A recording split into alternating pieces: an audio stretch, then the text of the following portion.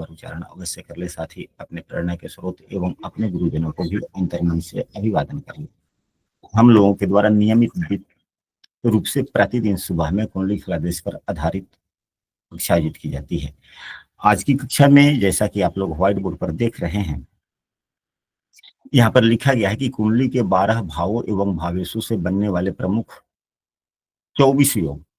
तो कल की कक्षा में हम लोगों ने ऊपर में जो हरे रंग से जितने योग लिखे गए हैं, चामर योग, धेनु योग, सौर योग, अम्बुधि या जलधि योग, छत्र योग, अस्त्र योग, काम योग, आसुर योग, भाग्य योग, ख्याति योग, सुपारिजात योग, मुसल योग, इन 12 योगों पर हम लोगों ने कल की कक्षा में विस्तृत रूप से समझने का प्रयास किया था।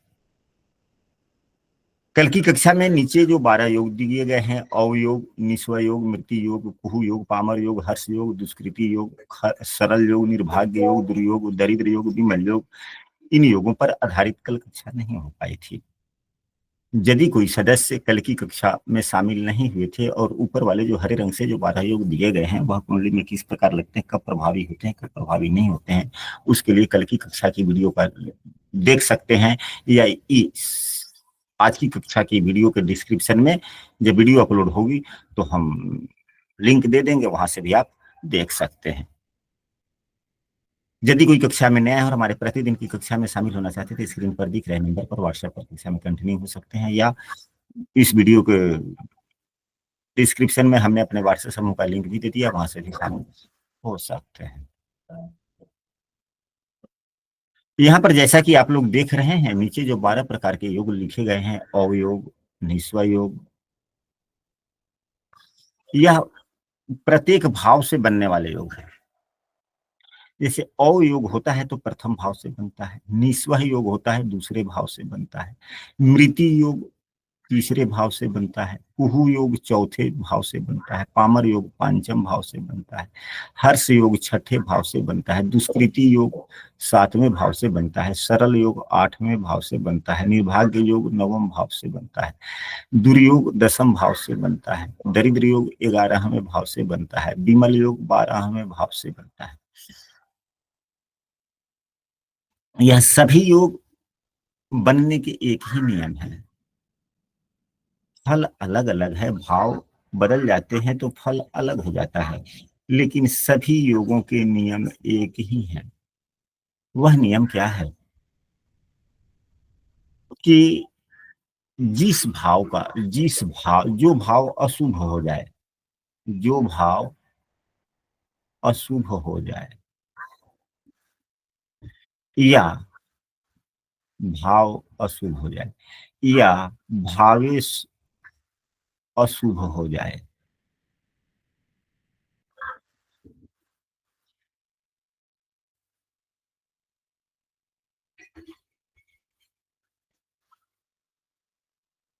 एवं भाव का स्वामी भाव अशुभ हो जाए, भाव या भावेश अशुभ हो जाए, साथ ही दूसरा इसका प्रतिरूप है कि भावेश कुंडली के अच्छे भाव में न हो, अच्छे भाव में न हो, कुंडली के बुरे भाव में हो, यानी कि 6, 8, 12 छठे 8वें 12वें भाव में हो तो यह योग का निर्माण होता है, चाहे वह प्रथम भाव से अवयोग हो या निस्व योग हो या मृत्यु योग हो। हम लोग आज की कक्षा में कुछ योग पर चर्चा कर लेते हैं कि क्या बन रहा है या नहीं बन रहा है। उसी प्रकार से आप सभी 12 भाव से संबंधित 12 योग के बारे में देख सकते हैं, समझ सकते हैं। लग्न के लिए अवयोग बनता है, अंत सब पहले सभी योग किस प्रकार बनते हैं नहीं बनते हैं इसको हम लोग समझ लेते हैं, फिर उसके बाद में सभी योगों के क्या फल होते हैं उस पर भी हम लोग चर्चा कर लेंगे। तो लग्न और लग्नेश, लग्न या लग्नेश अशुभ ग्रह से युक्त, दृष्ट या प्रभावित हो। तो यहाँ लग्न में देखा जाए कि लग्न में शुभ ग्रह है, योग कारक ग्रह है, इस कुंडली में शुक्रदेव है, मित्र राशि में है, तो लग्न क्या हो गया, शुभ हो गया। लग्न अशुभ नहीं हुआ, इसलिए यहाँ पर यह योग नहीं लगा। दूसरे भाव को देखते हैं, क्या दूसरा भाव किसी अशुभ ग्रहों से युत दृष्ट है? तो दूसरे भाव में कोई ग्रह नहीं है। दूसरे भाव को कौन से ग्रह देख रहे हैं? तो शुक्र नहीं देख रहे हैं, सूर्य नहीं देख रहे हैं, बुध नहीं, गुरु नहीं, हाँ गुरुदेव देख रहे हैं, गुरुदेव देख रहे हैं।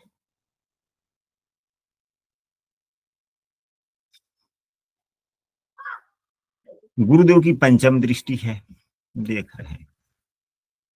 क्या देवगुरु बृहस्पति शुभ ग्रह तो है, लेकिन यह सामान्य नियम है कि देवगुरु बृहस्पति शुभ ग्रह है, परंतु क्या इस कुंडली के लिए गुरुदेव अशुभ ग्रह हैं? तो हाँ है, क्योंकि देवगुरु बृहस्पति 12वें एवं तीसरे भाव के स्वामी हैं। इस नियमानुसार गुरुदेव अशुभ फल प्रदाता हो गए और देवगुरु बृहस्पति के द्वारा यह भाव दृष्ट हो गया, तो दूसरा भाव खराब हो गया।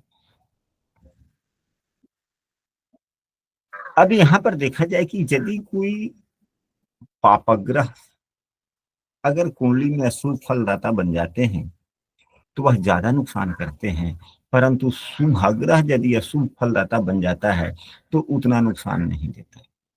यह देता है, लेकिन जितनी क्षमता है उसी के लायक देता है कि व्यक्ति सहन कर सके, उतनी समस्याएं तो दे ही देता है।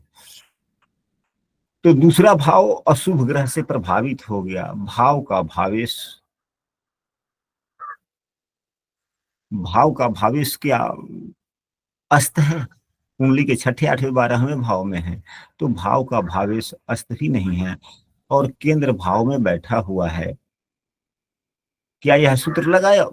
तो यह भी नहीं सूत्र लगाया, यानी कि निस्वा योग इस कुंडली में लागू नहीं हुआ। अब मृत्यु योग पर चर्चा करते हैं। तो मृत्यु योग का मतलब है कि भाव में कोई अशुभ ग्रह हो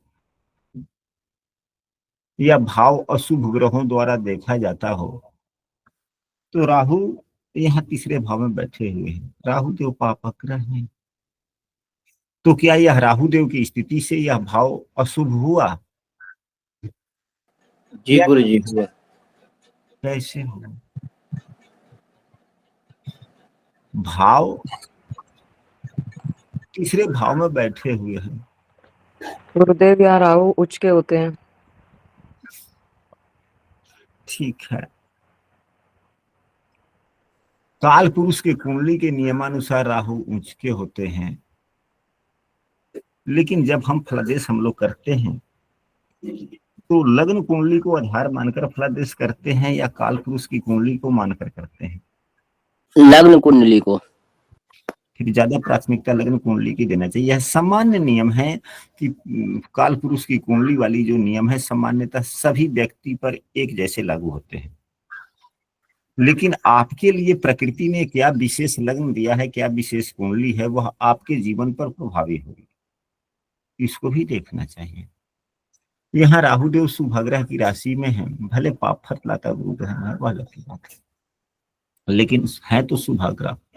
एवं तीसरे भाव में राहु देव राजयोग प्रदान करते हैं। तीसरे भाव, छठे भाव एवं 11वें भाव में राहु देव की स्थिति शुभ मानी गई है, ऐसा हमारे गुरुजन कहते हैं और पुस्तकों में भी देखने को मिलता है। तो जिस भाव में कोई ग्रह राजयोग देता है इसका मतलब अच्छा फल देने वाला है, तो उस भाव में उस ग्रह को गलत कहा ही नहीं जा सकता। गलत कहा जा सकता है? नहीं कहा जाता, नहीं कहा जा सकता। भाव का स्वामी केंद्र में बैठा हुआ है, सूर्य से अस्त भी नहीं है, शुभ ग्रह की राशि में है, इसलिए यह मृत्यु योग भी नहीं लगा। क्या अब चौथे भाव से देखते हैं कि क्या कुहू योग बन रहा है? तो चौथे भाव में मंगल देव हैं जो स्वराशि के हैं। भाव का भावेश कभी भी अपने भाव के लिए शुभ ग्रह का काम करता है। भाव पाप प्रभावित नहीं है, मंगल देव नवमांश में भी अपने मित्र की राशि में है, मंगल देव अच्छी स्थिति में है, ठीक ठाक है। मंगल देव पर गुरु की दृष्टि है, मंगल देव पर शनि की भी दृष्टि है, शनि लग्नेश है, लग्नेश भी सदैव शुभ ग्रह ही होता है। तो भाव अशुभ प्रभावित नहीं हुआ, एवं भावेश भी कुंडली के छठे, आठवें, 12वें भाव में नहीं है या अस्त नहीं है। तो क्या कुहू योग का निर्माण हुआ? नहीं हुआ। यानी कि भाव भी अशुभ प्रभावित होना चाहिए, भावेश भी बुरे स्थान में होने चाहिए, तब यह इस प्रकार के योग बनते हैं। आप सभी सदस्य, इसमें जितने सदस्य हैं, अलग अलग भावों को आधार मानकर अगर बतलाने का प्रयास करेंगे तो हमारा मन भी प्रसन्न होगा कि हाँ भाई, आप लोग पढ़ने के साथ में प्रैक्टिकल भी करते चल रहे हैं। कोई सदस्य पंचम भाव से लेके 12वें भाव तक के लिए किसी भी एक भाव को आधार मानकर अपनी बात को रख सकता है कि इस भाव में यह अच्छा स्थिति बना, बुरा स्थिति बना या नहीं बना। चलिए हम पंचम भाव की बात कर लेते पंचम हैं। भाव इसमें पंचम भाव की स्थिति सही है। शुक्र देव नवमास में भी अपने उच्च की राशि में बैठे हैं, और यहाँ पे भी थोड़ा केंद्राधिपत्य दोष से तो पीड़ित है, उनकी एक राशि है उसमें केंद्र में। वैसे खुद लग्न में बैठे हैं, जो कि मित्र की राशि में बैठे हैं शुक्र देव। तो पंचम भाव से संबंधित यह जो पामर योग हुआ, यह भी लागू नहीं हुआ, नहीं हुआ ना। अच्छा, हाँ, आपने कहा था कि यदि ये देव गुरु बृहस्पति शुक्र देव की एक राशि जो केंद्र में है, केंद्राधिपत्य दोष लगा, तो केंद्राधिपत्य दोष का यह भी नियम है कि यदि किसी ग्रह का एक राशि केंद्र में हो और दूसरी राशि त्रिकोण में हो, तो उस ग्रह को केंद्राधिपत्य दोष नहीं लगता, नहीं लगेगा, नहीं लगेगा। इसी नियम के आधार पे तो कहा जाता है कि लग्नेश को केंद्राधिपत्य दोष नहीं लगता। लग्न लग्न भी तो त्रिकोण ही है ना, तो त्रिकोण भाव के स्वामी हो जाने पर केंद्राधिपत्य दोष नहीं लगता। गुरु जी अष्टम भाव में बने, अष्टम भाव के स्वामी 12वें घर में है। हाँ चलिए ना, तो फिर अभी 8वें भाव पर हाँ, अगर इस पर आपको अपनी बात रखनी है तो रख सकते हैं, नहीं तो हम तो छठे भाव से पुनः शुरू कर लेंगे। तो छठे भाव का के लिए हाँ, कंटिन्यू करें गुरु जी। अच्छा चलिए, तो अष्टम भाव आएगा तब आप बताइए। छठे भाव से सरल योग बनता है, तो क्या छठे भाव में कोई पापग्रह है? छठे भाव में क्या कोई पापग्रह है? छठा भाव पाप प्रभावित है, तो छठे भाव में मंगल की दृष्टि नहीं है। अशुभ ग्रह, अशुभ ग्रह से प्रभावित, तो अशुभ ग्रह अष्टमेश भी होता है, अष्टमेश के द्वारा छठा भाव देखा जा रहा है एवं द्वादशेश के द्वारा भी देखा जा रहा है। अष्टमेश एवं द्वादशेश दोनों के द्वारा देखा जा रहा है, यानी कि अशुभ फल हुआ कि नहीं हुआ है? यहाँ पर हुआ गुरु जी, नवमास में हो गया गुरुदेव। तो यह सरल योग का निर्माण हो गया, लेकिन यह सरल योग उतना ज्यादा प्रभावी नहीं है। भाव का स्वामी भी अगर अशुभ भाव में होता, छठे, 8वें या 12वें भाव में होता, तो यह सरल योग प्रभावी होता है।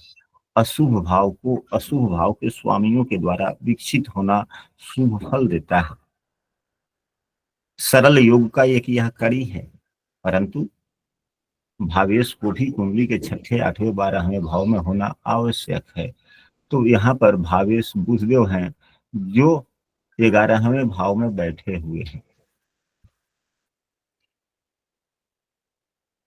इसलिए यह सरल योग लागू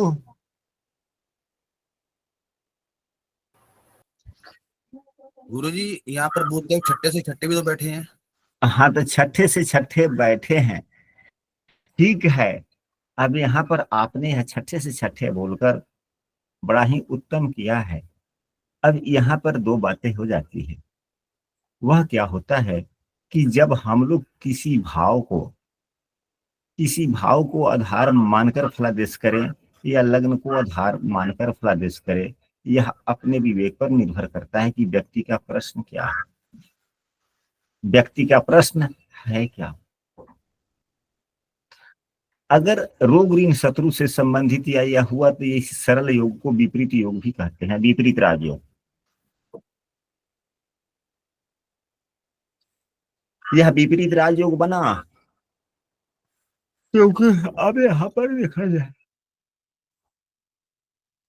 तो जब भाव को आधार मानकर फलादेश करेंगे तो भाव का स्वामी अपने भाव से छठे हो गया, तो भाव से 12 में, भाव से छठे, भाव से 8 में के स्वामी के द्वारा भी तो मिलना, तब युक्त दृष्टि होना चाहिए, तभी तो भाव आधारित फलादेश कर पाएंगे। लेकिन भाव का लाभ किसको मिलेगा? लाभ तो लग्नेश को ही मिलता है। इसलिए फलादेश में भावत भावम का सिद्धांत फलादेश के नियमों के अनुकूल होता है, परंतु हर जगह योग के लिए भावत भावम का सिद्धांत लागू नहीं होता। विचार किया जाता है यदि यह सरल योग बन रहा होता, विपरीत राजयोग बन रहा होता, तो हम लोग छठे से छठे भाव को भी देखते कि क्या उसी प्रकार का स्थिति बन रहा है कि नहीं बन रहा। अगर उसी प्रकार का स्थिति 11वें भाव में भी बन रहा है तो यह फल बहुत अत्यधिक मिलेगा, अच्छा या बुरा। लेकिन सरल योग में एक चीज और है कि अगर सरल योग बन रहा है यानी कि भाव अशुभ भावों के स्वामियों से युक्त दृष्टि या विकसित हो और साथ में भाव का स्वामी कुंडली के छठे, 8वें, 12वें में ही बैठा हुआ हो तो सरल योग का निर्माण होता है। इसे विपरीत राजयोग कहते हैं, बहुत ही अच्छा फल देने वाला था। लेकिन किसी भी शुभ भाव के स्वामी से संबंध हो जाने से यह विपरीत राजयोग भंग हो जाता है। तो शुभ भाव का स्वामी कौन है? चंद्र त्रिकोण के स्वामी गुरुजी। हाँ, तो यहाँ पर दो शुक्र की राशि, तो शुक्र के द्वारा नहीं देखा जा रहा है, ना भाव देखा जा रहा है, ना भावेश देखा जा रहा है। मंगल देव के द्वारा भावेश देख लिया जा रहा, हालांकि भावेश यहाँ होते तब तो है ही नहीं। अगर भावेश यहाँ होता तो यहाँ होता तभी तो प्रभावी होता, चाहे यहाँ, तो मंगल देव के द्वारा भी नहीं देखा जाता। शनि के द्वारा देखा जाएगा तब, क्योंकि यह लग्न भाव के स्वामी है, तब भी नहीं। चंद्रमा के द्वारा देखा नहीं जा रहा है, देवगुरु बृहस्पति हैं तो अशुभ ग्रह के ही, अशुभ भाव के ही स्वामी हैं, तो देवगुरु बृहस्पति के देखने से या सूर्य देव के देखने से नुकसान नहीं हो रहा। गुरुजी मंगल देव की 8वीं दृष्टि पड़ तो है, बुध देव तो है भावेश 11 हाँ, भाव। हाँ, तो मंगल देव केंद्र भाव में के भी तो स्वामी है ना, शुभ भाव के स्वामी हो गए और अपने ही भाव को देख रहे हैं, तो अशुभता हुई या शुभता होगी गुरुजी? तो शुभता हो गई तो वो योग खत्म हो गया ना फिर। हाँ, योग खत्म हो गए। जो दृष्टियों के आधार से कुछ बन रहा है वह खत्म हो गया, यानी कि मिश्रित फल देखने को मिला।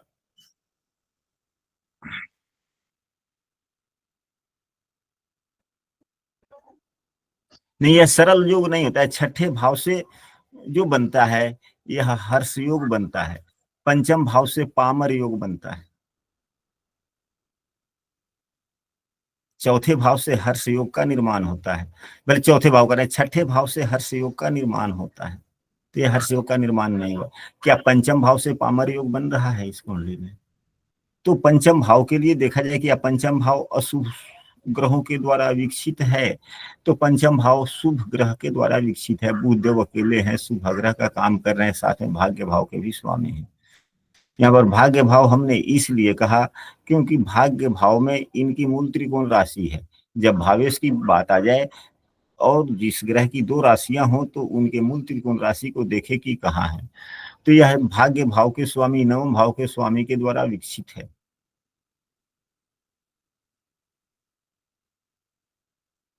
तो नहीं लगा। भाव का स्वामी लग्न में बैठा हुआ, इसलिए पामर योग भी नहीं हुआ, हर्ष योग पर चर्चा हो गया। अब दुष्कृति योग, दुष्कृति योग तो भाव में पापग्रह होने चाहिए या भाव पापग्रह से युक्त या दृष्ट होना चाहिए।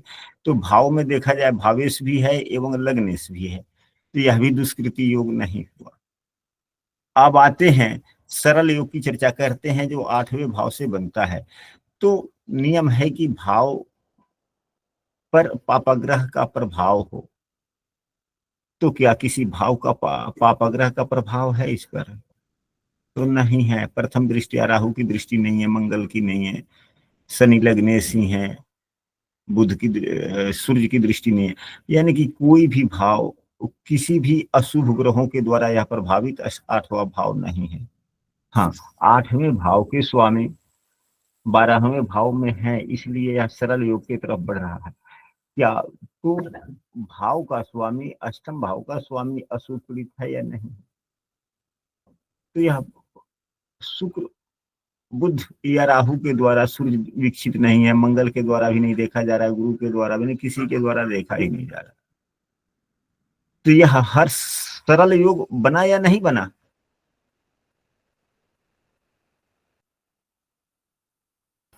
वो तो मिश्रित सा ही हो गया, ना इतना बना, ना प्रभावी रहा, ना हुआ ही। हाँ, होने का मिश्रित सा रह गया, मिश्रित सा रह गया। इसी प्रकार से नवम भाव पर यदि पापग्रह का प्रभाव हो, तो नवम भाव पर राहु का, केतु का प्रभाव है, ठीक है। एवं नवम भाव के स्वामी, यहाँ पर तो यह लगा कि निर्भाग्य, भाग्य खराब है कि ठीक है, निर्भाग्य यानी कि खराब भाग का होना। तो इस भाव पर शनि की दृष्टि है। शनि पापग्रह तो है नैसर्गिक, परंतु लग्नेश है, लग्नेश के द्वारा भाव देखा जा रहा है। तो लग्नेश कभी भी अशुभ ग्रह नहीं होते, यह भी निर्भाग्य योग नहीं लगा। अब दुर्योग, दुर्योग का मतलब यह है कि भाव में अशुभ ग्रह बैठे हुए हों। तो यहाँ पर गुरुदेव बैठे हुए अशुभ ग्रह है एक। दूसरा, भाव का स्वामी कुंडली के 6ठे 8वें 12वें में हो या अस्त हो, तो भाव का स्वामी अस्त भी नहीं है, 6ठे 8वें 12वें में भी नहीं है, तो दारिद्र्य योग का भी निर्माण नहीं हुआ। अब हम लोग चलते हैं, न दुर्योग का भी निर्माण नहीं हुआ। अब दरिद्र योग जो 11वें भाव से बनता है, तो भाव में अशुभ ग्रहों या अशुभ ग्रहों के द्वारा विकसित हो। तो क्या इस भाव में अशुभ ग्रह हैं? तो बुधदेव हैं, 6ठे भाव के स्वामी तो हैं, परंतु वे नवम भाव के भी स्वामी हैं। नवम भाव में उनकी मूल त्रिकोण राशि पड़ी हुई है, ज्यादा फल तो नवम भाव का ही देंगे, इसलिए यह खस्टेश नहीं मान के नवमेश माना जाए। तो यह भी नहीं हुआ। भाव का स्वामी केंद्र में बैठा है, इसलिए दरिद्र योग भी नहीं बना। अब आते हैं विमल योग की चर्चा करते हैं। विमल योग जो कुंडली के 12वें भाव से बनता है, भाव में अशुभ ग्रह हो, तो भाव में 8वें भाव का स्वामी बैठा हुआ, विमल योग बना। परंतु भाव का स्वामी भी कुंडली के 6ठे 8वें 12वें भाव में हो, तो विमल योग पूर्ण प्रभावी हो जाता है। तो भाव का स्वामी केंद्र में बैठा हुआ है, विमल योग हुआ ही नहीं। हाँ, विमल योग के जैसा है, विमल योग का आधे फल मिलेगा। इसलिए हम लोगों ने इस कुंडली में बनने वाले सभी योगों के बारे में हम लोगों ने समझने का प्रयास किया। आशा करते हैं कि यह अच्छी सभी चीज आप सबों को समझ में आ गया होगा कि किस भाव से किस प्रकार के योग बन सकते हैं। अब सभी ग्रहों के फल पर हम लोग चर्चा करते हैं। जिसके कुंडली में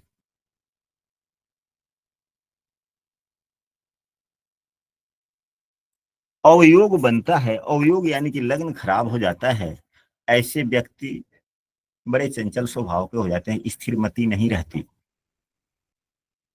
एवं सज्जनों से उतना लगाव नहीं होता, शरीर में कोई ना कोई समस्याएं आती जाती ही रहती है, एवं प्रसिद्धि उसे नहीं मिलती। ऐसे हम लोग कह सकते हैं कि जिसके कुंडली में अवयोग बनता है पूरी कुंडली ही खराब हो जाती है, ऐसा हमारे गुरुजनों का कहना है। यदि लग्न में अवयोग न बना हो तो यूं समझिए कि कुंडली के अन्य भावों की हल्की फल्की जो समस्याएं होती है, लग्न लगने से संबंधित अगर योग अच्छे हैं, अवयोग नहीं बन रहा है, तो कुछ भावों के अवगुणों को लग्न लगने की शुभता परिहार कर देता है। जिस प्रकार देवगुरु बृहस्पति केंद्र में हो जाते हैं और कुछ शुभ स्थिति के होते हैं, तो कुंडली में बनने वाले अनगिनत दोषों का शमन भी कर देते हैं। अब आते हैं यह निस्वा योग का फल क्या होता है। आप सभी अपने अपने कुंडली पर आज की कक्षा की विषय वस्तु को समझ लगाने का प्रयास करें और देखें। निस्वा योग दूसरे भाव से बनता है।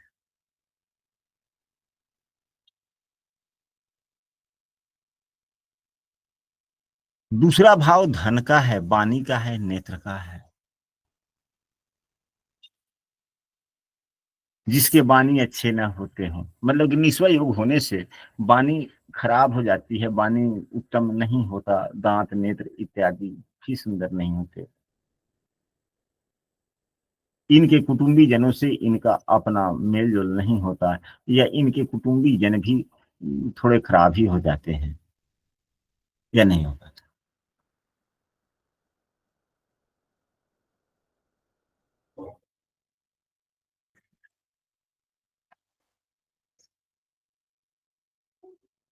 निस्वा योग होने से हम ऐसे कह सकते हैं विद्या की निपुणता, बुद्धिमत्ता की निपुणता का भाव भी है। दूसरा हम कह सकते हैं कि व्यक्ति बुद्धि से थोड़ा कमजोर, विद्या वैभव का असंतुलन जीवन में देखने को मिलता है। तीसरा भाव पराक्रम का होता है और तीसरे भाव से मृति योग, मृति यानी कि मरण, हार जाना, क्योंकि पराक्रम का समाप्त होना व्यक्ति हार जाता है, पराजित हो जाता है।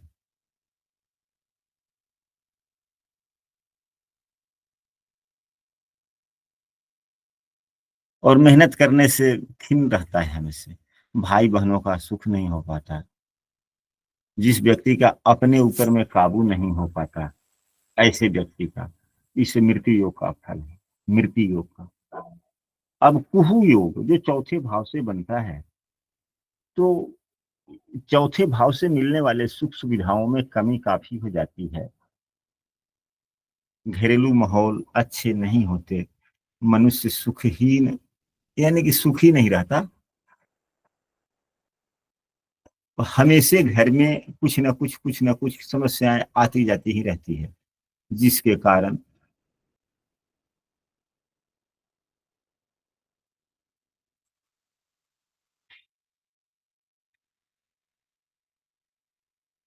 हाँ, घर में आंतरिक कलह भी हो सकती है। चौथा भाव 7वें से 10वां भाव है। 7वें भाव का कर्म भूमि है 10वां भाव, और चौथा भाव कर्म है। तो यह भाव खराब हो जाता है, जिसके कारण दाम्पत्य जीवन भी खराब होता है, जिसके चौथे भाव से कुह योग बनता है। तो पामर योग पंचम भाव से संबंध रखता है। पंचम भाव में अशुभ ग्रहों का प्रभाव हो जाता है, तो व्यक्ति अविवेकी स्वभाव का हो जाता है, विवेकहीनता आती है, संतान से संबंधित समस्याएं आती है, संतान सुखहीनता की तरफ भी लेकर जाता है, संतान न होने का भी यह कारण है, या पितृद्वेष या संतान से मन न मिलना भी हो सकता है। अब आते हैं हर्ष योग। हर्ष योग अच्छा योग माना जाता है, इसे विपरीत राजयोग भी कहते हैं। हर्ष योग जिसके कुंडली में बनता है, ऐसे व्यक्ति यशस्वी होते हैं, परीक्षाओं में पास करते हैं। यदि किसी विद्यार्थी के कुंडली में हर्ष योग बन रहा हो, वह अधिकांशतः प्रतियोगी परीक्षाओं में सफल होता है। दुष्कृति योग जो 7वें भाव से बनता है, यह भी अच्छा फल नहीं है। सप्तम स्थान से संबंधित जिन जिन विषय वस्तुओं का विचार किया जाता है, उससे व्यक्ति अलगाव हो जाता है, यानी कि दाम्पत्य जीवन का दुखमय हो जाना, चाहे किसी कारण से हो, पत्नी घर से बाहर चली जाए, रह रही हो, अधिकांशतः दिन मैके ही रह रही हो, अधिकांशतः दिन बीमार हो या पत्नी मर जाए, जीवन मरण तो लगा ही रहता है। यानी कि चाहे कारण जो भी हो, दाम्पत्य जीवन से ठीक नहीं है।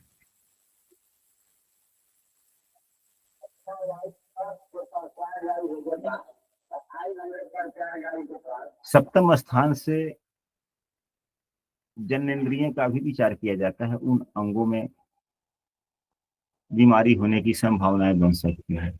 अष्टम भाव में यदि अशुभ ग्रह विकसित हो तो यह भी विपरीत राजयोग बनाता है, जिसे सरल योग कहते हैं। इसके फल अच्छे होते हैं।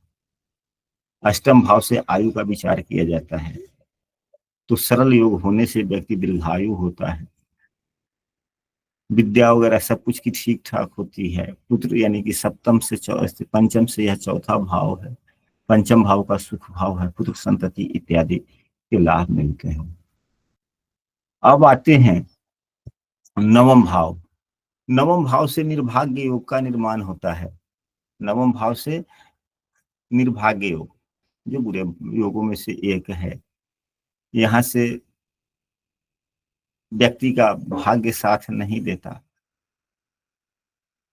बार बार कार्य करता है, उसका फल नहीं मिलता। मनुष्यों का स्वभाव, जिसके कुंडली में निर्भाग्य योग बन जाता है, उस व्यक्ति का स्वभाव आदतन ऐसे हो जाता है कि वह गुरुओं की, साधुजनों की वह भी शिकायत करने लगता है, यानी कि गुरुजनों का आदर नहीं करता। नौवां भाव पिता से पैतृक संपत्ति मिलने वाले भाव भी हैं, या पिता से संपत्ति कुछ वो भी मिलता है, मिलने वाला होता है, मिला हुआ रहता है थोड़ा बहुत, उसको भी नुकसान कर लेता है व्यक्ति। अब आते हैं कि दसम भाव। दसम भाव में यदि पापा ग्रह हो, क्रूर ग्रह हो, अशुभ ग्रह बैठे हुए हो, तो यह दुर्योग होता है, क्योंकि दसम भाव हमारे कर्म का भाव है, जो हम उसी से हमारा जीवन यापन चलता है। तो जिसके कुंडली में दरिद्र योग बन जाता है, उसके द्वारा किए गए सभी प्रयास असफल होते हैं।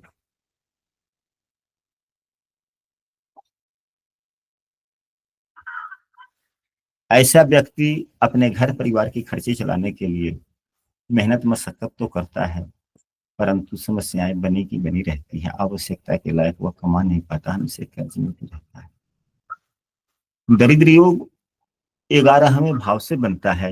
यह आय का भाव है। जब आय ही नहीं होगी तो दरिद्रता तो होना ही है। आय की कमी हो जाना दरिद्र योग का निर्माण होता है। ऐसा व्यक्ति हमेशा कर्जदार रहता है।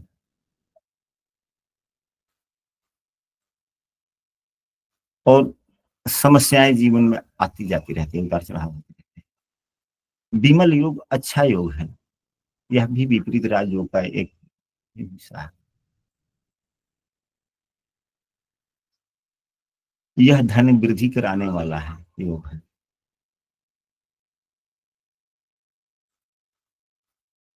यह व्यक्ति को विख्यात भी बनाता है, प्रसिद्धि दिलाने का योग है। यानी कि छठे 8वें 12वें भाव से योग बनता है, वह प्रसिद्धि दिलवाता है हमें। हम लोगों ने अभी जो बातें पढ़ी इन 12 योग के बारे में, अभी तक यह स्पष्ट हुआ कि इन 12 भाव में ये दो ही बातें तो देखने को मिली। क्या मिला? तो भाव अशुभ ग्रह से प्रभावित हो,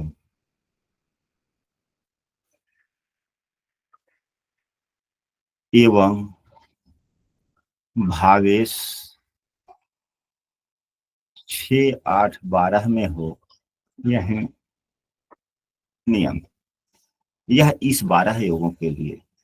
ऊपर जो कल की कक्षा में हम लोगों ने पढ़ा था, कल की कक्षा के लिए यही 2 नियम तो कल की कक्षा के लिए भी बने, लेकिन इससे थोड़ा उल्टा बने। वह क्या बना? हम लोगों ने जो पढ़ा था, तो वहां भी कल की कक्षा में भी 2 ही बातें थी कि भाव शुभ प्रभावित यानी कि शुभ भाव के स्वामी के द्वारा दृष्टि या विकसित हो। शुभ भाव के स्वामी यानी कि शुभ ग्रह के द्वारा, ये नहीं शुभ भाव, शुभ ग्रह, शुभ भाव के स्वामी से युक्त या दृष्ट हो। साथ ही भावेश 6, 8, 12 में न हो, अस्त न हो, नीच का न हो।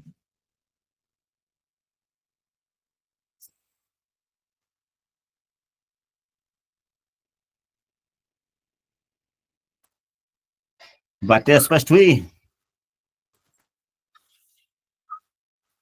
आशा करते हैं कि आज की कक्षा में जितनी विषय वस्तु की चर्चा की गई आप लोगों को समझ में आया होगा। जिन सदस्यों को नहीं समझ में आई हो कृपया हैंड राइज कर सकते हैं, अपनी बात को रख सकते हैं।